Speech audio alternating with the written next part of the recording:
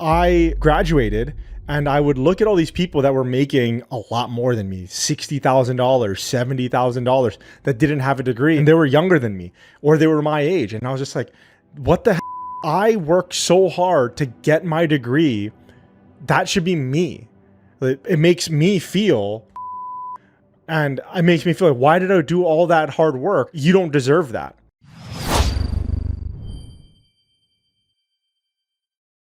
Aloha folks, and welcome back to Degree Free. I am really excited to have you here. Before we jump into it, just a quick reminder, if you have any questions that you want answered by myself or by Hannah, go to ask.degreefree.co/question. That's singular, question, not questions. And ask us your question there and we can answer it here on the podcast. I'm thinking this is going to be a little bit of a shorter episode this week because I only have a couple of things that I wanted to talk about. I have like 7 things on my vision board or Kanban board for this thing.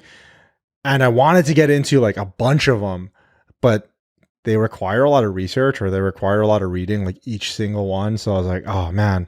And I didn't do the reading and the research for you. And I didn't want to like half-ass it. I am putting a pin in that for later, and maybe next week or the week after that, we'll get into those topics. I had a few things that I wanted to get into this week.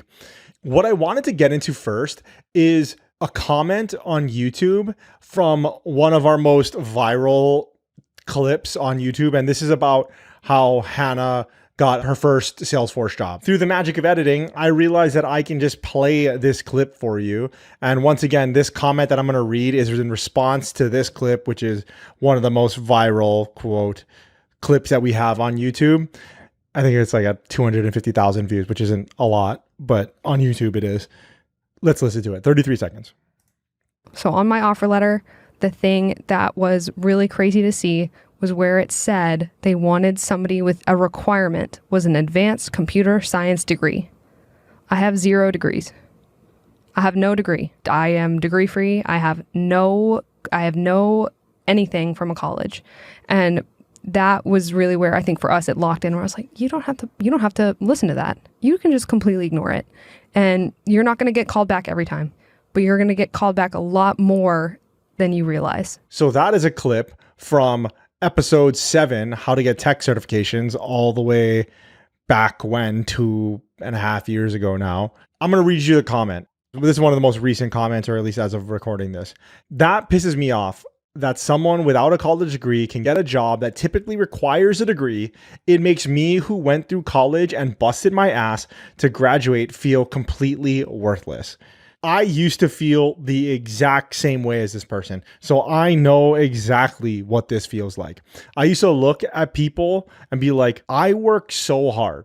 I deserve this. I deserve that, because of all the hard work that I did. I would look at people, literally this exact situation. And I've talked about this a lot on this podcast before, but there's a lot of new listeners constantly every single week. So I want to keep telling the story because I think it's important. Not I think it's important, I know it's important. This whole mindset shift absolutely changed my life. I went to college for 4.5 years. I got a degree in economics, and then I got out, and I've told this story before. I got a job that paid $31,000 a year. Actually, truth be told, I went and I got a job that actually got paid less than that. It's like $28,000 a year. But I was only there for like, I don't even know. I can probably count it in days.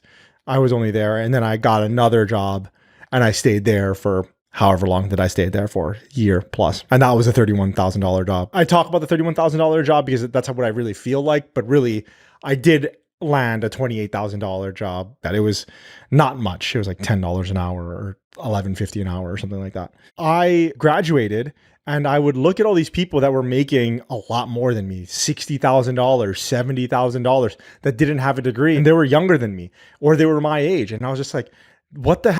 I worked so hard to get my degree. That should be me. It makes me feel, and it makes me feel like, why did I do all that hard work? You don't deserve that.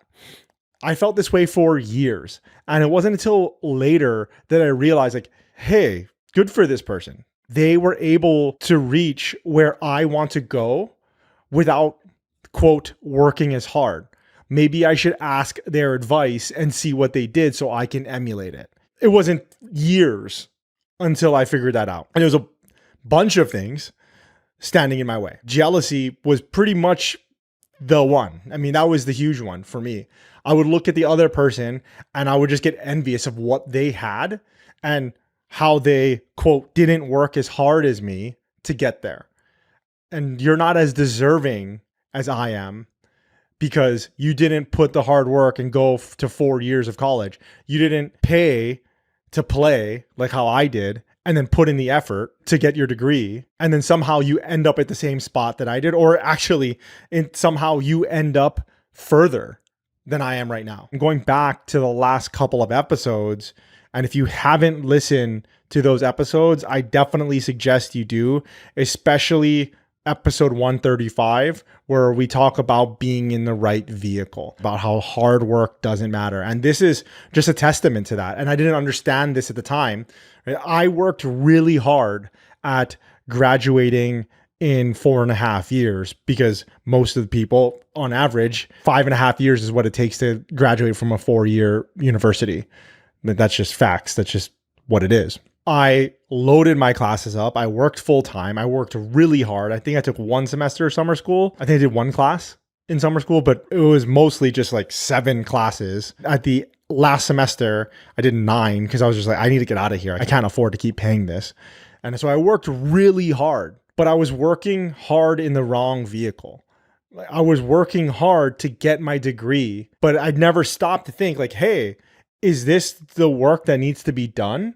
Or should I be working hard at gaining experience, building a portfolio, gaining skills, doing anything else but what I'm doing right now? But it was all of that hard work. It was all of that sacrifice that I had made to put in all that hard work to buy this piece of paper. It was all of that that made me feel resentful of these people and jealous of these people for being ahead of where I'm. I mean, just objectively, they were ahead. I mean, they were making literally double what I was making. Kind of crazy if you think about it. I was making $31,000 and I'm thinking about these people.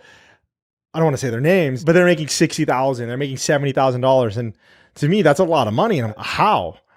Why are you in that position? And I'm over here. I have the degree. Another thing that got me caught up was just pride. Right? I was too proud to ask them for help. To ask them for help, I had to acknowledge to myself and to that person that they're smarter, harder working, more successful, etc. than I was. And I didn't like that. You don't have to think that way. Sure, okay, that's the way that I thought about it. And it's honestly the way that I still think about it to this day, because you are asking them for their advice. You're asking them, how did you get to where you are? Because I want to get there and I haven't achieved it. You really are elevating them. I mean, you just think, hey, you're somewhere that I want to be. And then when you do that, I felt that I had to lower my own status and be like, well, this person is smarter than me. This person's more hardworking than me. And I didn't like that because I was proud. I was too proud to ask for help. I talked about this a little bit on the episode that I did with Robin Altucher. I'll put that in the show notes for you, degreefree.co/podcast. And then I'll link to the episode 7 in the show notes as well, the episode for which this clip was taken and the comment was made. But it wasn't until I completely changed my mindset about the whole thing that my life really changed. My life took a 180 as soon as this mindset shift that this person has, that I had, completely changed. Instead of looking at people that took a different route than me and be jealous, I flipped completely and was super excited for them, was happy for them. And then I was able to ask them how they did it in hopes that there was one thing I could take away from the conversation that I could use in my own life selfishly. And you're like, wow, I am so happy for you that you made it and you are making $100,000, $200,000 a year. That's amazing. How did you do it? And being genuinely curious about it. Hopefully, there's something in there for me to use in my own life. This is a little bit of an aside, and I don't know if I've talked about this with you guys on the podcast that much. And if I have, I apologize. I think a superpower is learning from other people's mistakes. I mean, I really think that that is a superpower. And it's a superpower that I don't have. I have always been the type of person that needs to experience something in order to internalize the lesson. I've always been the type of guy, like, you ever go to a restaurant, let's just say like a steakhouse or something, you're at Ruth's Chris, and the food runner comes out with the steak and they bring it and they're holding it with like a napkin or, a paper towel, or not a paper towel, but a napkin. They put it down on the table and they say, hey, don't touch the plate. The plate is hot. And you ever touch the plate just to see like, how hot is it? Right? Or it's not that hot, right? That's me.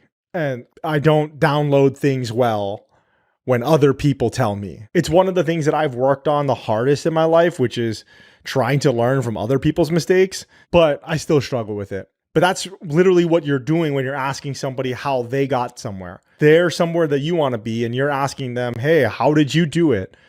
You're asking them basically, give me the lesson without me having to go through it. It's one of the reasons why I make this podcast. It's one of the reasons why I listen to podcasts. It's one of the reasons why I read books, is because I'm trying to learn from other people's mistakes. Books and podcasts are some of the most undervalued things in the world, especially podcasts. I mean, considering that you don't have to pay a penny for majority of the podcasts that are out there, they're completely free, and you just have to listen to a few ads every once in a while. And we don't really even have ads. I have the same ad running on this that I've been having for like 6 months because I just don't have the time to make a new one, and we don't have anybody sponsor this podcast. But even that, just fast forward through it. I mean, it's free. Whereas books, still, I get it. I mean, obviously there's the library, which is a huge resource, and I think it's an underutilized resource. Podcasts are completely free. It's literally just having somebody upload their mistakes into your brain. You download them, and then hopefully you take it away and you learn something without actually having to do it. That was a little bit of a side, but getting back to it, just getting back to this comment and talking to whoever this was, I totally understand where you're coming from. I was that person. I felt that way. And it wasn't until I completely turned my mindset around that I started to see massive growth, both in, relationships, but in my career, which is what we talk about here. For this person to say that this is the kind of stuff that gets me down, if that person had done one more click, 2 more clicks, just degree free, click on our profile and then just watch one of our episodes, because he's already on YouTube. Just watch one of our episodes and be like, wow, I can do this as well. I have a degree. I can do this. Wait, if she can do it without a degree, and if I think of not having a degree as less qualified, which the person basically said, and I definitely thought that way when I was graduated college, when I had just graduated college, if this person, Hannah, or any other person has achieved what you want to do without taking the route that you're taking, instead of get pissed and write a stupid comment on the YouTube channel, why don't you just say, hey, how do I do this? Maybe their channel has something where they can help me. And sure enough, if they had clicked and made another click into our channel and then a click into one of our videos, they probably get a lot of help. And so that's for the first segment. I just read that comment and I think about who I was at that time a lot. It really affected me because I felt like it really held me back. I'm not picking on this person. I literally know what it feels like to feel that. And I don't want people that listen to this to feel the same way. I felt such a dramatic lift in my own life, in all aspects of my life, when I changed that attitude. That's the reason why I wanted to bring that up. Moving on to the second part. This is really interesting. I don't know how to say this. Intoo. They did a report, a survey, a study, if you will. Here's the title: Unlocking Organizational Success by Supporting Employee Growth and Development. I don't know about that title. I think I'm going to give that title 2 out of 10. But the survey results were very interesting. I'm just going to go through a little bit of this report here. And I read the report, so you don't have to. And let's get into their findings, because I found it very, very interesting. I just wanted to talk about a few of the things that they found, which was, to start off, we're going to talk about Gen Z a lot here, and it was really helpful because they actually defined Gen Z, which is 26 and younger, according to Intoo, or INTOO. I'm going to call it Intoo. If you're like me and you struggle with the generations, I got you, or Intoo got you. It's 26 and younger is Gen Z. I really, really, really struggle with all of that. I don't know who millennials are or boomers or alpha. I don't know. But 26 and younger is who we're talking about, or at least when I reference Gen Z. So 46% of employees say their manager doesn't know how to help them with their career development. This is the interesting part. The next point right underneath that is nearly half. 47% of Gen Z employees say they get better career advice from artificial intelligence, including ChatGPT, than they get from their manager. That's kind of wild. I was thinking about that a lot, and I kind of want to get your thoughts on this. So let me know, Spotify comments, YouTube comments. Why do you think that is? One of the things that I thought about why that is because one, the obvious, I think Occam's razor is just like, would just say, is that because they don't know how to help them with their career, right? With the point right above it. There's like 46% of employees say their manager doesn't know how to help them with their career development. It could just be like ignorance. They just don't know. And then I think the second part could also be like, how often do you interface with your manager about career development? Whereas how many times do you go? How available is ChatGPT to you for your career development talks? So what I mean is I can pull up ChatGPT right now and I can interface with it 24/7. Late at night when you're up and you're just thinking, well, how do I advance my career? The availability is right there. You can just instantly go to ChatGPT and it can give you answers. Whereas for your manager, how often are you going to talk about career development with your manager? Probably most of your talk is going to be about you doing the work that you're supposed to be doing. I imagine that has a little bit to do with the perception of why the Gen Zers think that ChatGPT gives better career advice. At least 47% of people do. Is that perception of availability, and not perception of availability, just the availability of it. Especially when I was in corporate structures, I think back to the managers that I had. Most of my experience, I was in big organizations and I was very, very low on the totem pole. It wasn't until later and then I became an entrepreneur that I really worked in small teams. I never really worked in like a 5-man operation. The smallest company that I've worked at was a 40-person company. I think I'm remembering that correctly. And then the biggest that I've worked at, tens of thousands of people they employed, and everywhere in between that. And I think back to myself, would I have felt that way when I was the Gen Z age? When I was 26 and younger, and in my first few jobs, the job that paid me $31,000 a year, and then the subsequent jobs after that, would I feel like my managers knew the path for career development? I would say probably not. And a lot of it had to do with the way that my managers had gotten there. But a lot of the reason why I say that, this is N of one, like this is my personal experience, was because a lot of my supervisors and managers, especially the larger the organization got, the more that they were okay with where they were. I didn't have a lot of guidance from them because they were okay with where they were. And if they moved up the ranks, it was just like, oh, it just so happened to be that way. Somebody retired and I can fill a position. It wasn't really so much, I'm going to go after this position and then I'm going to make the moves necessary to do that. From my own perspective, I probably would be in this 46% camp of my managers and my supervisors didn't know how to help my career development.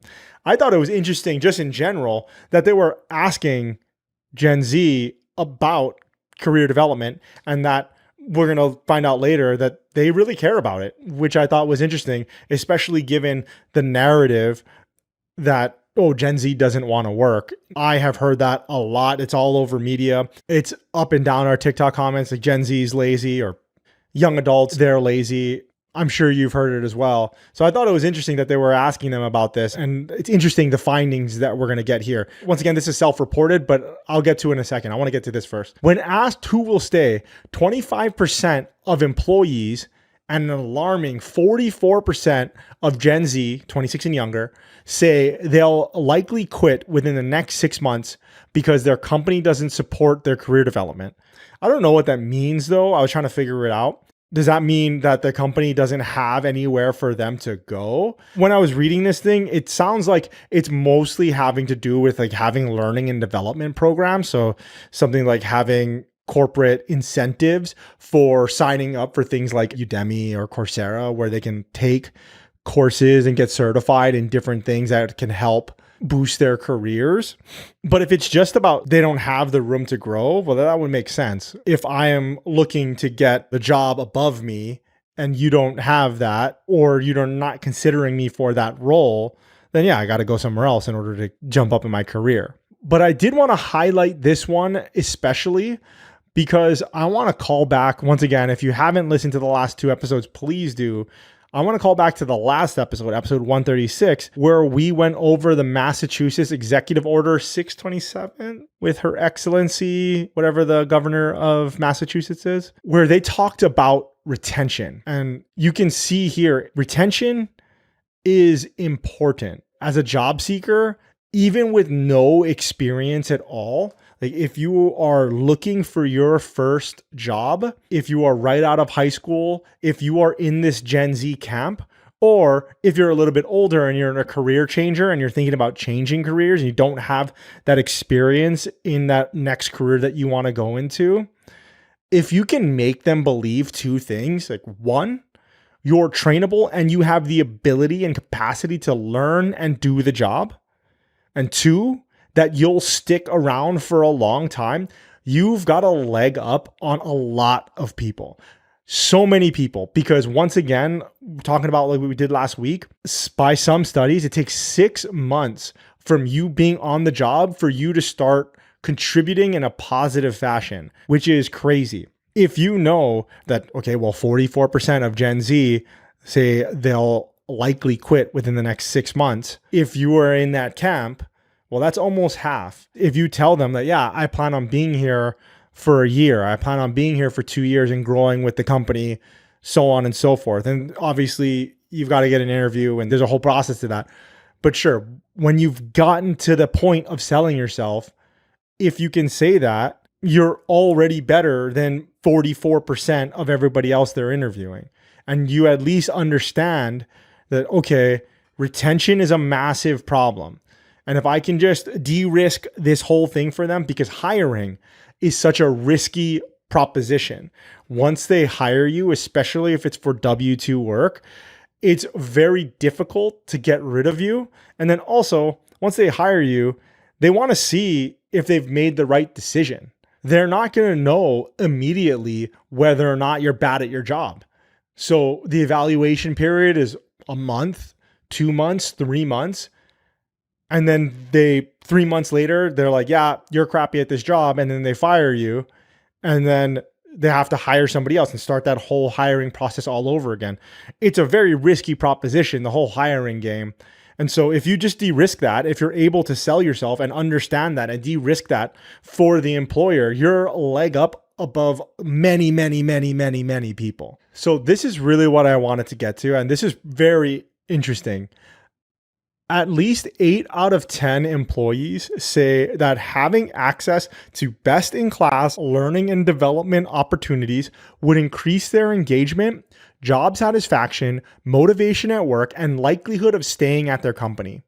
Nearly all Gen Z employees, 97% or more, say these outcomes would increase for them. Well, I think it's pretty cut and dry there. People want to be able to keep improving and keep working towards goals and be supported along the way to do so. So I guess for companies, the big takeaway, if you're listening to this and you run a company, is to invest in learning and development programs for your employees. What I thought was interesting was that 97% of the Gen Z, and thinking about, is Gen Z really lazy? It's a narrative that we've heard a lot about. They don't want to work. They move from job to job, which is what this thing is talking about, or is a large portion of it because they don't feel supported in their careers, because half of them, 46% of them, think that their managers don't know how to support them in their careers. They don't know the next step to go after they have this job because they don't want to stay in this job for the rest of their life. Then they move and then they realize like that this manager doesn't know anything either. And so then they move again. I don't know. I thought it was interesting. Hey there. I hope you're enjoying this episode of the Degree Free podcast. At Degree Free, we want to help everyone thrive and succeed without needing a college degree. And the only way to truly reach everyone is with your help. If you're getting value out of this episode, or if this is your second, third, or fourth episode that you're tuning into, if you could just ship this to a friend, just click that one button and share it with someone in your contacts or on your stories. It would mean the world to us. And more importantly, gets our message out to more people who need help getting out of their current situation. If you could do that right now, that would mean a whole lot. Basically, all of Gen Z says like, hey, if we got more career support, if we felt confident that we could learn and develop our skills here, we would stay longer, our job satisfaction would go up. I don't know. I thought it was very interesting. What do you think? Let me know in the comments, YouTube, Spotify. I think it's a very obvious thing that people want to feel. This finding is almost no surprise, I suppose, when you think about it. People want to feel like they're continually progressing towards something. It makes me think of like one of the studies. I forget what exactly the study was and who did it, but it was a study that revealed like motivation behind people. And so they had to like put these Bionicles together, like the Lego Bionicles things. This was like 20 years ago, I think, or 15 years ago. And this is just from memory. So if I get this a little bit wrong, this is going to be directionally right. They had people put together Bionicles and they paid people to do it like $5 or something like that. And they found that the more Bionicles you put together and assembled, the more money you get paid. But I think it was like decreasing as well. So it's like the first one's like $5 and the next one's $4, $3, so on and so forth. They did two different sets. One, they did it where they gave you a Bionicle and then they left it together and then they gave you another one to create and then you created that one and then you gave you another one and they gave you another one, they gave you another one. You could see all of your work laid out for you that you see, you're like, oh, you made all 5 Bionicles or something like that. And then other cohort of people, they made them put it together. And then when they said, okay, I'm done, where's the next one? They would disassemble one that they just made right in front of them. And then say, okay, here you go. Here's the next one. And then they would just make them put together the exact one that they just did. And so what they found was that the cohort of people that had it just disassembled right in front of them, even though the incentives were exactly the same and the tasks were virtually the same as well, they put together less Bionicles than the cohort that put together, multiple Bionicles.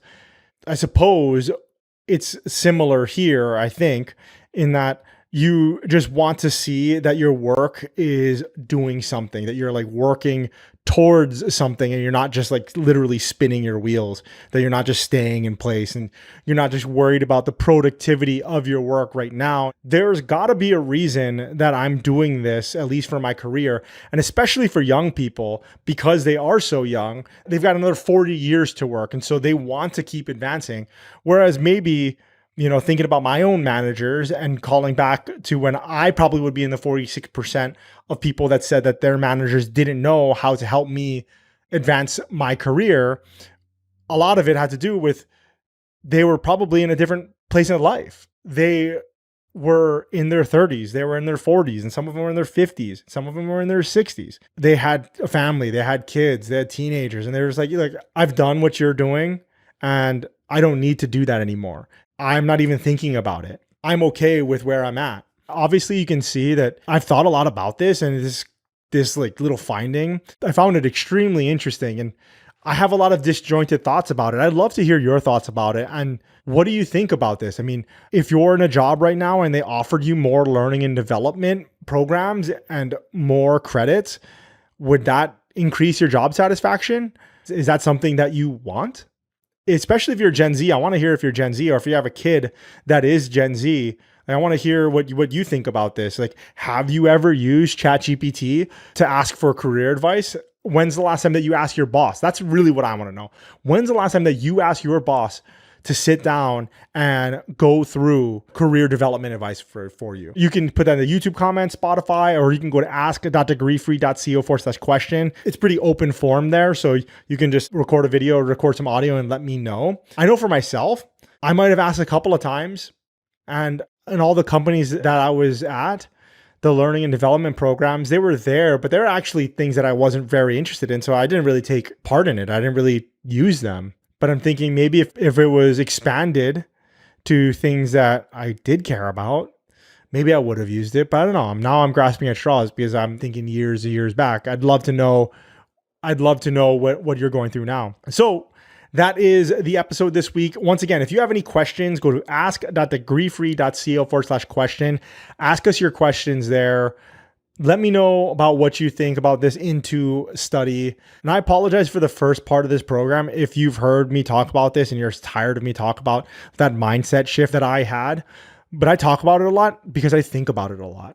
And it literally changed my entire life. When I see people comment things like that, it kind of just bums me out because I'm just like, man, I know what it's like to be there. And I'm not saying that that person's not going to go anywhere, and your mileage may vary. I'm not sure. I'm not you. But I know for myself, that wouldn't have got me far because it didn't get me far. If you go through that, I'll link the video that we watched together in the show notes, degreefree.co/podcast. Go through the comments and just see how many people in that video, in the comments, just totally dismiss, instead of like asking like, hey, how did you do it? And there's like, oh, it's because of this. She's white. She's filling a quota for women. She knew somebody on the inside, whatever. Name all of the excuses that these people are thinking of because they are experiencing what I used to experience, what I was going through. It bums me out. And that's why I bring it up a lot.